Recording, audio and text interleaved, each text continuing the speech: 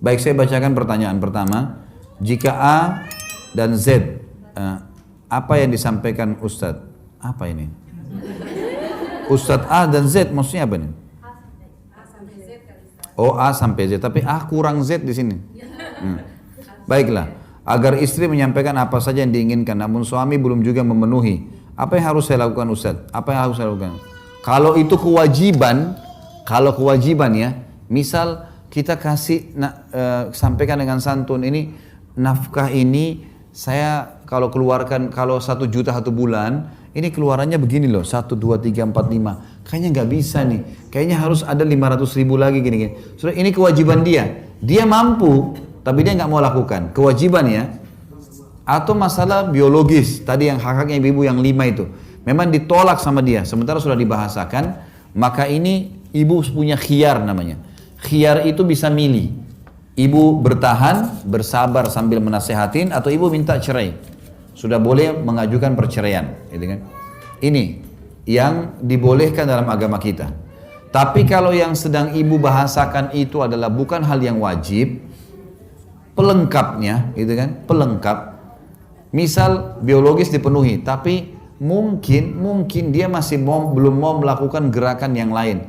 Mungkin baju, kita suka dengan baju warna A, tapi dia masih milih warna B misalnya. Tapi kita masih dalam proses untuk itu pelengkap gitu kan, bungah dalam kehidupannya, maka ini lebih baik dia bersabar. Saran saya bersabar. Allahu a'lam. Bolehkah sekelompok perempuan pergi bersama-sama dalam satu grup berwisata ke luar negeri tanpa membawa mahramnya? Jazakallah khair. Sebaiknya jangan ya, sebaiknya jangan. Karena safar itu mestinya pakai mahram ya. Satu-satunya pendapat ulama yang membolehkan wanita safar tanpa mahram itu ada sebagian kecil pendapat ulama tentang umroh sama haji saja. Umroh sama haji saja. Itu pun pendapat yang lebih kuat pakai mahram.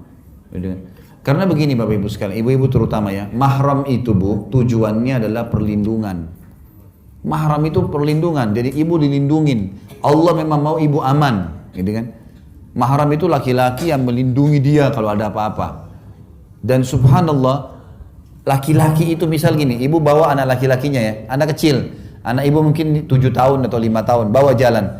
Kalau ada penjahat yang mau jahatin ibu, dia lihat anak laki-laki dia masih takut. Fitrahnya begitu. Jadi memang laki-laki itu pelindung. Lalu untuk apa ibu tinggalkan gitu kan? Juga saya mau jelaskan satu hal Bapak Ibu sekalian. Kalau Bapak Ibu mau safar, coba safar ke negeri Islam. Dan ada hubungannya dengan keimanan. Kecuali memang negeri asal kita, itu lain.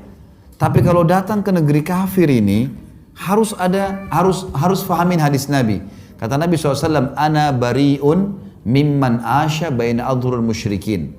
Saya berlepas tangan dengan orang yang sengaja hidup di tengah-tengah orang kafir. Maksudnya apa? Kalau kita hidup di tengah-tengah orang non-muslim, bukan tidak boleh ya, tapi kalau kita meninggal, dikubur di mana? Mau sholat, susah cari masjidnya, gitu kan? Jadi repot gitu. Saya subhanallah kemarin waktu dipanggil, diundang di Australia sama teman-teman Indonesia, saya ke Melbourne sama Sydney, kemudian sempat saya datangi beberapa masjid, nggak bisa mic-nya keluar, kita nggak bisa dengar, gitu. Nggak tahu sholat sudah azan atau belum ini, jadi orang harus lihat waktu. Kemudian juga waktu hari Jumat ada seorang senior orang Indonesia kita di sana bilang sama saya, Ustadz, besok Jumat Ustadz khutbah Jumat ya di depan orang Indonesia. Oke Pak, baik. Saya tanya jam berapa Jumatnya? Jam 12:10. Subhanallah, saya sudah siap-siap nih. Jam 12:20 pun belum datang pengurus masjid. Dia datang kurang lebih 12:30. Saya tanya, Pak, katanya Jumat jam 12:10. Kok 12:30 baru datang? Oh, khusus kita Ustadz ini, Jumatnya nanti 12:30. Bukan sekarang. Loh kenapa? Karena umat Islam di sini kerja. Dan mereka ini istirahatnya jam itu. Terpaksa Jumat ditunda gara-gara peraturan negara itu. Coba, Jumat ditinggalin wajib nih, ditunda. Ini tidak ada udzur syar'i. Gimana caranya? Saya juga di satu majelis taklim bertanya satu orang, dia mengatakan gini, Ustadz, saya tinggal agak jauh dari Sydney, Berapa jam naik mobil ke sini. Dia bilang, apa hukumnya Ustaz? Saya mau bertanya, apa hukumnya? Saya sholat sementara baju saya ada kotoran manusia. Kena kotoran manusia. Bolehkah saya sholat? Saya tanya, sebentar Pak. Sebelum saya jawab, Bapak kenapa bertanya begitu? Dia bilang, saya kerja, saya tidak jauh dari 2 jam dari Sydney. Dia bilang, saya kerja bersihin kotoran. Kotoran manusia. Gentongnya itu dibersihin, dia bilang. Nah sekarang kalau waktu sholat, baju saya penuh kotoran manusia. Boleh nggak saya sholat? Itu pertanyaannya. Saya bilang, Pak, sebelum saya jawab, saya ajak Bapak balik ke Indonesia deh. Balik ke Indonesia. Bapak jual nasi uduk sama tempe di pinggir jalan lebih mulia daripada bersihin kotoran. Kenapa ini? Kenapa harus paksain diri begini kan gitu? Beda orang yang lahir di negara itu, warga negara itu, duta, nuntut ilmu, ada hal yang darurat. Tapi orang kalau ngundi nasib, gitu. Ini harus jadi pertanyaan. Di Indonesia, Masya Allah, mungkin di sini di Bali ya, teman-teman tahu di sini. Teman-teman kita yang non-muslim banyak datang di sini sampai tinggal 6 bulan. Saya sampai tanya, waktu saya datang ke Bali pertemuan yang lalu, saya bicara sama Mas Riki waktu itu ya. Saya bilang, Mas, ini orang-orang non-muslim datang sini berapa lama tinggal? Ada yang sampai 6 bulan Ustaz. Loh, mereka-mereka ini orang kaya? Enggak juga. Bilang, saya juga pernah bergaul sama mereka bukan orang kaya tidak selamanya. Ada orang yang kerja kebun, ada orang yang ini, tapi mereka kerja 6 bulan, kumpulin duit, habis itu mereka datang ke Indonesia, habisin waktunya 6 bulan lagi. Loh, kalau gitu duitnya banyak? Enggak juga. Tapi karena negara kita ini memang dianggap murah, maka mereka bisa hidup lama. Terus apa alasan lain? Cuacanya cocok, pemandangannya bagus. Lihat ya, orang lain datang ke negara kita, kenapa kita keluar gitu loh. Ini kan mestinya jadi pelajaran buat kita ya. Di sini Indonesia alhamdulillah kita mau pakai jaket sepanjang tahun bisa, tidak mau pakai jaket bisa. Cuacanya selalu stabil, garis khatulistiwa. Kalau musim panas 30 derajatnya mungkin ya 35 lah gitu kan. Mungkin 37. Kalau di Saudi itu sampai 50. Panas. Kalau musim dingin, mungkin musim hujan, kita 27 derajat, 26, stabil semuanya, nyaman gitu kan. Dan di sini kalau kita keluar lagi mau sholat maghrib, mau sholat Jumat, jam 12.10 Jumat, kita keluar jam 12 masih dapat sholat. Kan begitu. Mestinya kita berpikir itu. Baik, saya mau kemana? Jalan-jalan. Kalau orang pun suami istri mau pergi, bisa umroh. Bisa ke negara-negara yang ada peninggalan situs-situs Islam. Kan gitu. Nah, pergi umroh ini sudah pernah Ustaz. Saya sudah pernah pergi 2 kali, 3 kali. Benar. Pergi lagi, 10 kali. Nggak apa-apa 100 kali. Ada pengalaman begini. Ada pernah jamaah ini Bapak Ibu sekalian, selama liburan, orang kaya Masya Allah. Selama liburan, maaf kalau ada teman-teman yang saya bukan menyebutkan wilayah ini berarti menyebutkan keburukan wilayah, bukan. Semua ini buminya Allah. Tapi dia rupanya selama ini kalau liburan sering ke Eropa, habisin waktunya gitu kan sama anak istrinya. Dia selalu punya kendala satu. Anak-anaknya dia yang bujang-bujang ini pasti jadi rusak kalau pulang. Karena tiap malam mabuk, tiap malam ke diskotik, bawa zina, gonta-ganti pasangan. Tapi liburan, anak-anaknya sumpek di Jakarta sudah kuliah berapa lama gitu. Satu waktu subhanallah, dia bawa di musim liburan umroh. Anak-anaknya dalam 9 hari umroh liburan berubah jadi soleh. Jadi baik. Karena selalu dari hotel ke masjid, sholat. Didampingi oleh ustadz. Masuk ke mall, musik aja nggak ada. Kalau teman-teman pernah lihat masuk ke Mekah sama Madinah, lihat di mallnya ada musik nggak? Nggak ada musik. Perempuan semua pakai jilbab. Memang situasinya membuat kita jadi gitu.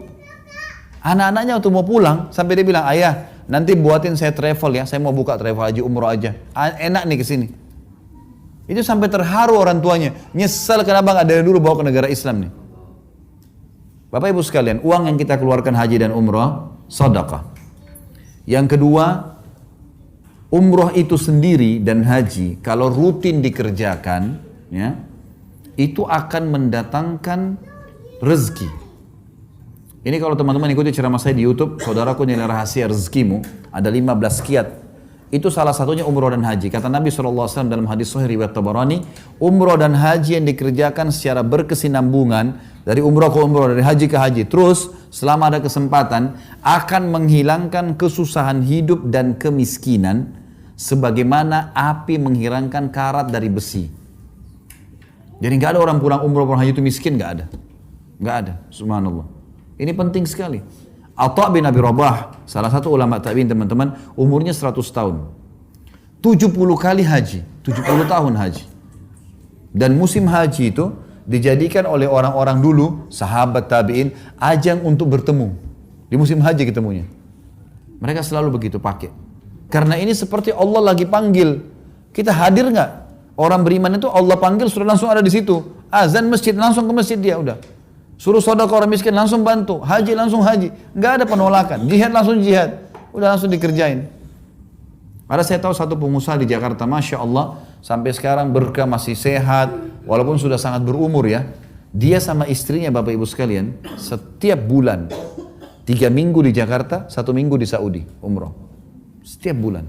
Gak pernah berkurang rezekinya. Saya pernah umroh juga, ini pengalaman lain ya. Saya pernah umroh sama satu orang, kebetulan saya berangkat umroh setiap 2 bulan sekali bimbing. Maka ada kadang-kadang jemaah yang ikut gitu kan. Ada satu pernah jemaah dari Irian, pernah tahun 2003 saya ke Irian ikut sama saya umroh.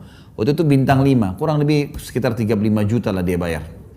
Selesai habis sholat di Masjid Haram Mekah, saya tanya, Pak, Bapak bayar berapa? Sekitar 35 juta Ustaz.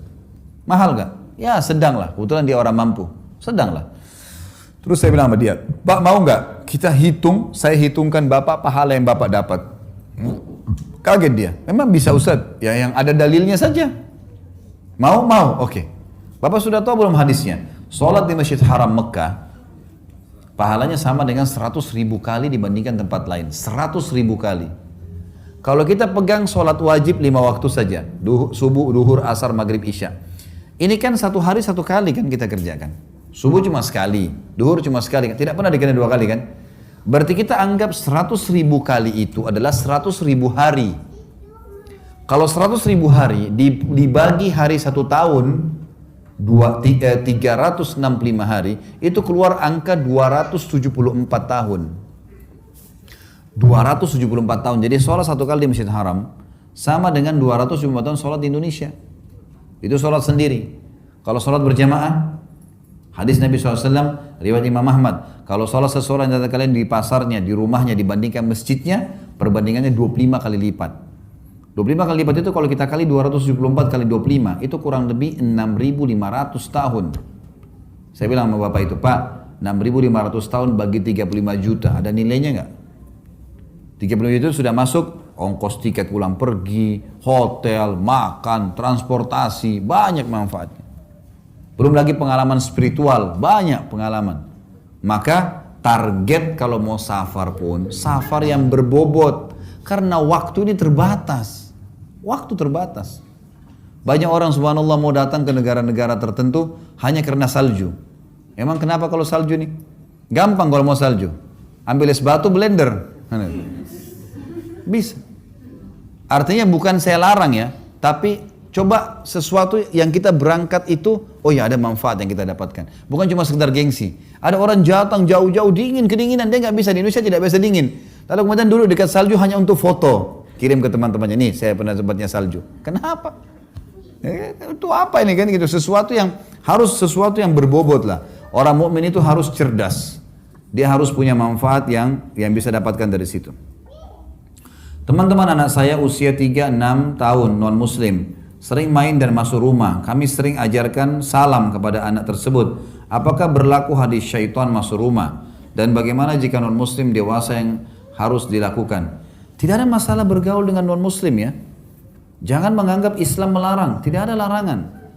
Orang tua kita kalau non muslim wajib kita bakti, wajib bakti.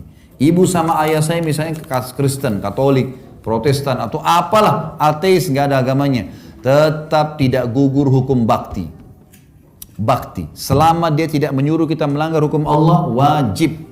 Telepon, tanya kabar, penuhi kebutuhannya, jenguk kalau dia sakit, nggak boleh dilanggar itu. Saudara-saudara kita non muslim, tetap kita silaturahim, gitu kan. Seperti Umar bin Khattab radhiyallahu anhu pernah punya jubah itu dari sutra, Kan dalam Islam kalau laki-laki nggak boleh pakai sutra, gitu kan? Emas dan sutra dilarang bagi laki-laki dalam hadis sahih. Maka karena dia tahu ini nggak boleh, dihadiahkan untuk adiknya yang masih kafir di Mekah. Karena memang untuk orang kafir nggak apa-apa pakai. Boleh silaturahim keluarga, boleh berteman, partner bisnis, bertetangga sama non Muslim. Nabi SAW pernah punya teman pendeta Yahudi, nggak ada masalah. Tetapi tidak masuk dalam masalah agama. Kalau sudah kita disuruh melanggar agama itu nggak boleh. Ini nggak boleh semuanya. Maka harus kita tahu ini. Berarti ada yang boleh. Tetangga non Muslim bertamu, silahkan. Kenapa tidak? Itu kan? Berapa banyak orang yang masuk Islam justru karena kebaikan akhlaknya kaum muslimin. Yang dilarang saja yang kita jauhi, itu saja. Dilarang. Kalau dia masuk, dia mau belajar Islam, kita ajarin Islam, siapa tahu jadi penyebab hidayah ibu dan ayahnya. Kita nggak tahu. Dan harus kita berbuat baik ya. Berbuat baik. Dan Bapak Ibu harus bisa meluruskan kesalahan-kesalahan tentang Islam. Ini hal yang mendasar yang harus kita ketahui. Saya seorang janda dan ada seorang laki-laki soleh yang sudah beristri mau melamar saya atas izin istrinya untuk berpoligami. Apakah semua yang terjadi itu ini takdir Allah? Apakah saya dapat pahala karena saya terima lamaran untuk jadi istri yang kedua? Baik. Ini kan baru tadi saya jelasin masalah poligami. Subhanallah, setiap kali saya belum pernah bicara khusus masalah itu ya. Tapi ada saja di antara ibu-ibu atau akhwat kita yang mengalami. Saya setelah selesai pengajian biasanya didatangin, Ustadz saya mengalami keadaan begini, saya akan poligami, saya akan begini. Ada orang yang mengalaminya. Jadi kita tidak boleh, tadi saya bilang, jangan menilai negatif sekali, jangan juga kita menganggap remehnya. Karena ini hukum memang ada orang yang melakukannya. Tidak boleh sembarangan. Saya tahu ada juga, nanti sebelum saya jawab ini ya ibu nanti akan saya jawab. Ada seorang akhwat pernah hubungin saya di kota Makassar. Dia SMS ke saya, Ustadz, apa hukumnya seorang laki-laki menikahi 3 wanita sekaligus? Saya kira laki-laki yang nanya nih. Terus saya jawab, kalau hukum syar'i boleh, tapi akad berbeda. Akad, wali, mahar, semua selesai, baru dia pindah yang kedua, baru yang ketiga, akad boleh. Setelah itu saya tanya dia, saya penasaran, kenapa akhi, saya bilang, kenapa saudaraku laki-laki kamu pakai? Saya bilang, kenapa kamu begini? Kenapa kamu tanya ini? Tiba-tiba dia jawab, dia bilang, Ustadz, saya bukan laki-laki, tapi saya wanita, seorang wanita muslimah, akhwat, yang sudah berazam untuk menikah dengan satu suami. Jadi mereka tiga-tiga ini maunya dengan menikah, memang menerapkan poligami sebelum menikah. Jadi ada orang yang begini memang, alamnya memang sudah begitu, tidak boleh kita salahkan. Ada orang yang begitu. Ada seorang akhwat kemarin di Bogor bilang sama saya, Ustadz, boleh nggak kalau saya nikah sama suami saya, maka saya kasih syarat suami saya untuk nikahi teman saya juga. Saya bilang itu mulia, itu boleh. Tidak boleh kita hina mereka, tidak boleh kita salahkan, tidak boleh juga kita menganggap remehnya. Baik, saya akan masuk di sini masalah takdir dulu. Takdir Bapak Ibu sekalian ada 2 macam. Takdir ada 2 macam. Takdir mutlak dan takdir ikhtiar. Takdir mutlak itu adalah takdir itu sesuatu yang sudah Allah catat di Lauhil Mahfuz, tidak akan berubah lagi ya.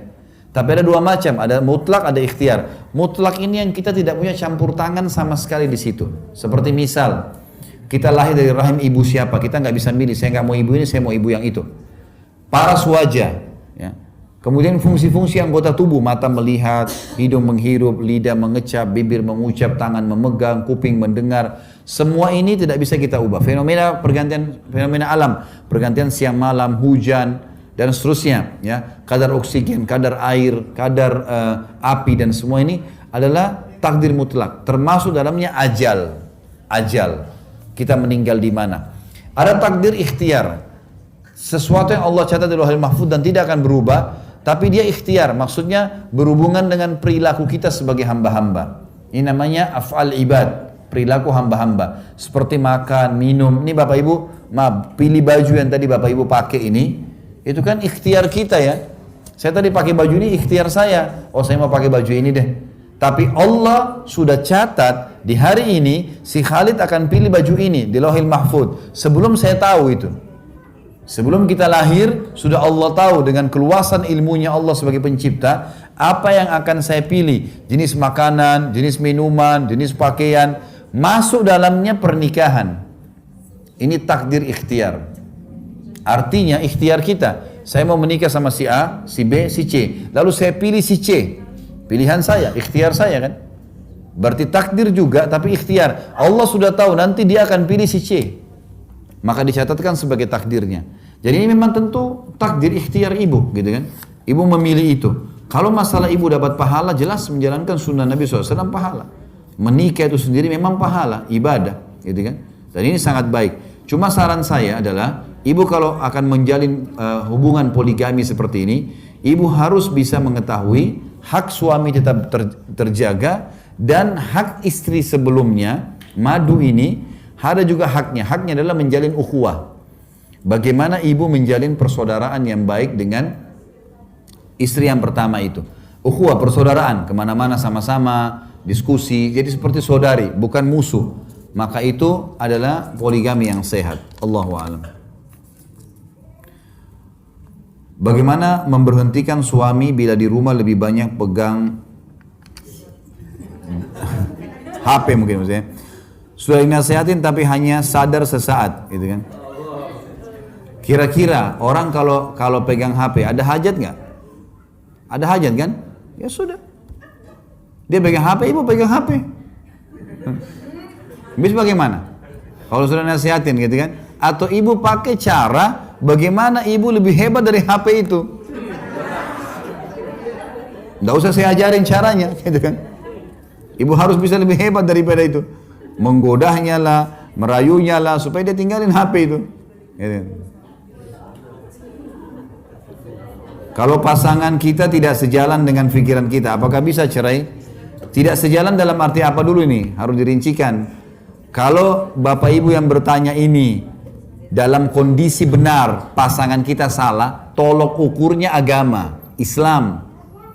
Kalau yang kita sedang pertahankan benar menurut Islam dan pasangan kita salah, sudah kita nasihatin dia tidak mau dengar, cerai. Solusinya, saya sudah bilang tadi di poin ke-20 itu. Nggak bisa lagi dipertahankan, jangan bertahan. Karena lebih baik kita cerai sekarang dan kita isi sisa hidup kita ke depan dengan hal-hal yang lebih positif. Gitu kan? Mungkin Allah masih memberikan kita pasangan yang lebih baik, yang bisa sejalan. Kan? Tapi kalau pemikiran bapak ibu yang bertanya yang salah, pasangan kita yang benar, misal pasangan kita selalu ingatkan kita sholat, ingatkan tutup aurat, ingatkan supaya jangan dapat pendapatan haram, lalu kita tidak mau terganggu dengan itu, kita nggak boleh cerai ini. Kita harus berubah bapak ibu sekalian, harus bisa menerima supaya kita berubah, nggak boleh enggak gitu.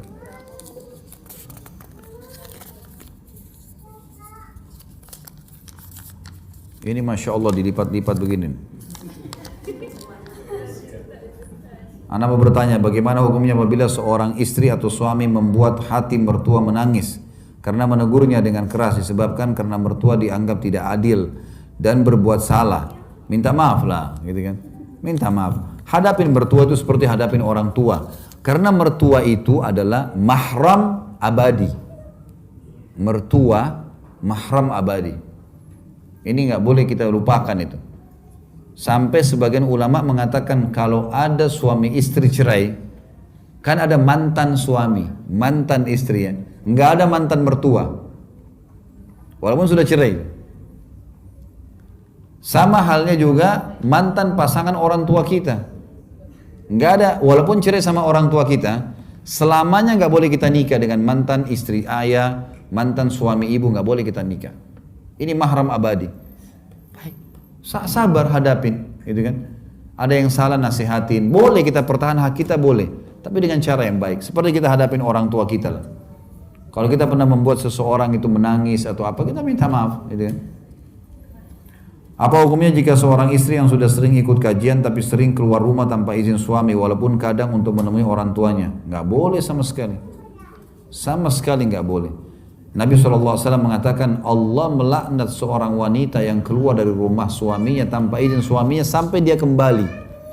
Laknat ini diangkat berkah hidupnya. Jadi ibu-ibu jangan salah paham ya. Setelah menikah bukan lagi ayah atau ibu nomor satu, suami, harus suami, nggak bisa. Dia larang, bahkan dia larang tidak boleh dilanggar. Gitu. Tidak boleh dilanggar. Kita bagaimana berdoa, bagaimana menasihatin, bagaimana meluruskan dengan cara-cara yang baik.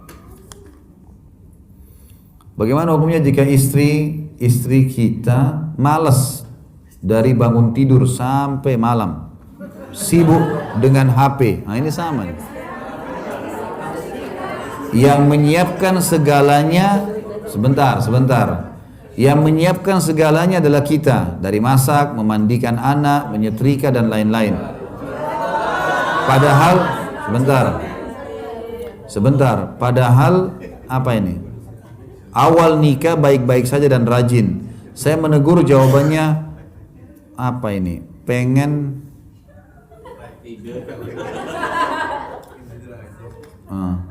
Jawabannya intonasinya tinggi dan banyak alasan. Saya hanya istighfar dan mohon sama Allah untuk mengampuni istri saya. Saya hanya sabar dan selalu meminta kepada Allah untuk selalu menjaga kami. Sebentar.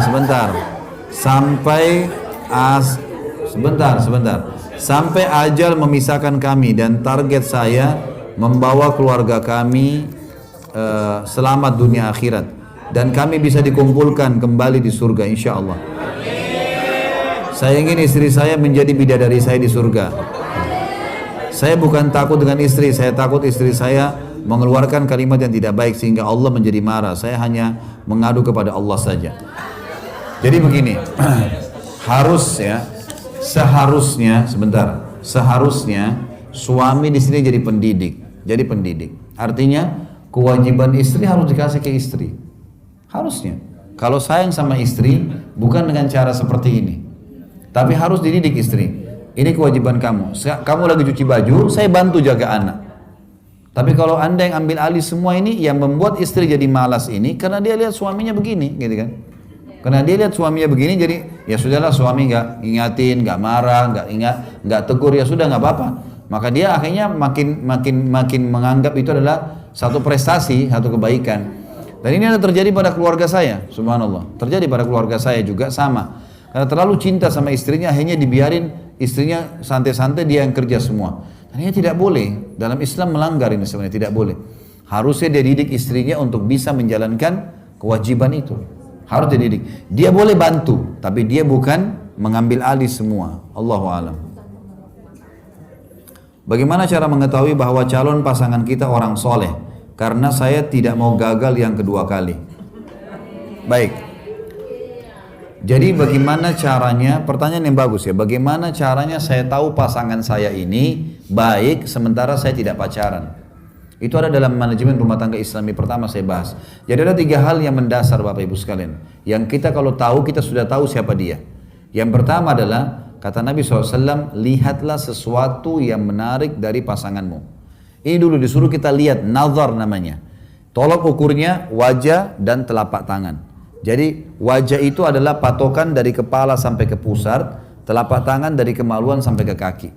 Makanya wanita dilihat wajah dan telapak tangannya cukup, gitu kan? Jadi nggak perlu suruh buka jilbabnya, suruh lihat lehernya, dadanya, ini nggak ada. Jadi iman cuma dilihat wajah, oh ini saya suka, orang relatif, suka alisnya, suka matanya, hidungnya, boleh kita lihat. Kalau mau niat menikah, ini bukan untuk lihat semuanya orang ya. Hanya orang kalau mau menikah, memang betul-betul mau nazar, namanya melihat, maka dilihat sama dia. Yang kedua, kenali keluarganya. Khusus jalur ayah.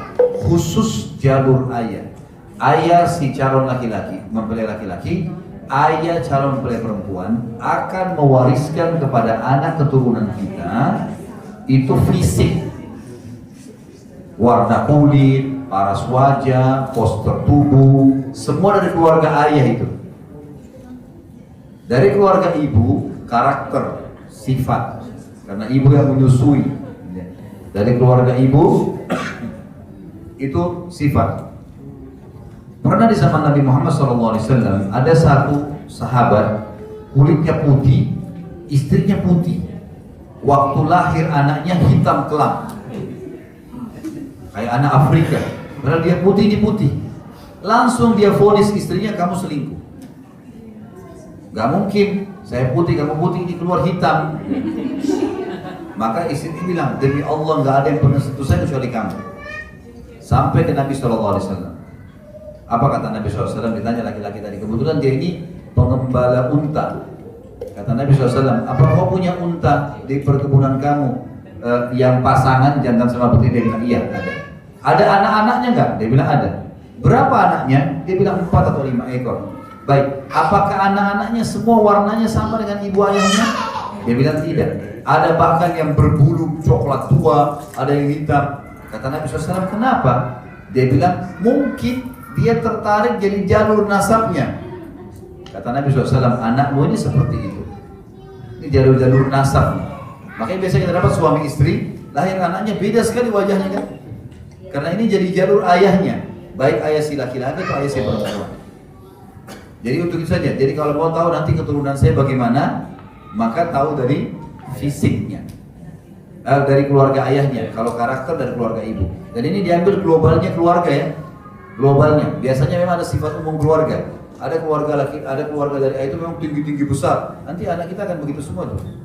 Ada mungkin kalau dari keluarga ibu misalnya semuanya terkenal dosen, suka kuliah, pendidikan, atau orangnya baik-baik, terkenal orang-orang solehah. Maka itu insya Allah juga akan sudah cukup. Walaupun ada satu orang, dua orang yang pemabuk itu nggak jadi tolak ukur, tapi globalnya keluarga. Yang ketiga adalah lingkungannya. Bagaimana tadi saya sudah jelaskan, kata Nabi SAW, Al-maru ala dini khalili, seseorang sesuai dengan agama temannya.